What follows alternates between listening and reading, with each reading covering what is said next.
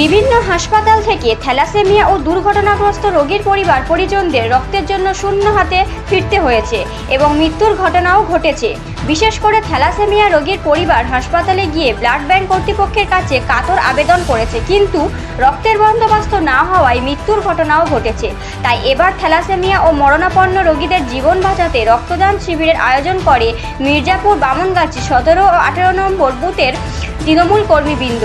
মূলত বিলাস হালদারের স্মৃতির উদ্দেশ্যে এমন মহান কাজে এগিয়ে এলো তৃণমূল কংগ্রেসের কর্মীবৃন্দ।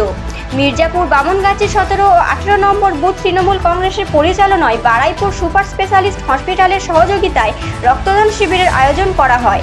রবিবার জাতীয় পতাকা ও দলীয় পতাকা উত্তোলন করে রক্তদান শিবিরের আয়োজন করা হয়। এই রক্তদান শিবিরে 200 জন রক্তদাতা রক্তদান করেন বলে জানা যায়। Bureau report, RN TV Bangla. আজকের এখানে রক্তদান শিবিরের আয়োজন করা হয়েছে। আমাদের মেম্বার ছিলেন বিলাস হালদার, উনি এই মির্জাপুর এবং বামনগাছি অবিভক্ত বুথের মেম্বার ছিলেন।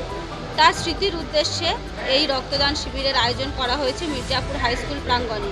উদ্যোগকে আমরা চাইব বিলাস হালদারের স্মৃতির উদ্দেশ্যে প্রতি বছর এই মির্জাপুর হাই স্কুলে যাতে রক্তদান শিবিরের আয়োজন করা যায় এবং এই রক্তদানকে আমরা দীর্ঘায়িত করতে চাই। উদ্দেশ্যটা আমরা আজকের এই মির্জাপুর এবং বামনগাছির বুথের দায়িত্বপ্রাপ্ত লোক এবং যারা এলাকার বুদ্ধিজীবী মানুষ, তার অকাল প্রয়াণে আমরা প্রত্যেকেই মর্মাহত। তার সেই স্মৃতি আত্মার উদ্দেশ্যে এবং তাকে স্মরণ করার লক্ষ্যে একটা মহতি কাজ আমরা যেটা মনে করেছি, রক্তদান একটা মহৎ কাজ। এই রক্তদানের মধ্য দিয়ে তাকে আমরা স্মৃতিচারণ করব।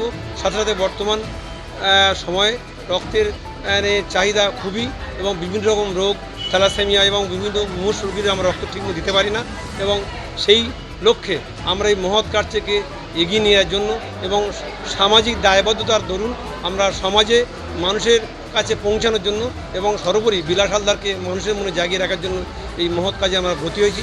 আমরা চেষ্টা করব তার আত্মার শান্তি কামড়াতে এবং তার স্মৃতিচারণ করার জন্য আগামী বছর কিংবা এই পরম্পরাভাবে এই রক্তদান শিবিরটা আমরা করব এবং সামাজিক দায়বদ্ধ হিসাবে মানুষের পাশে থাকবো এবং সমাজের কল্যাণকর কাজের জন্য মধ্যে দিয়ে তাকে জাগিয়ে রাখবো।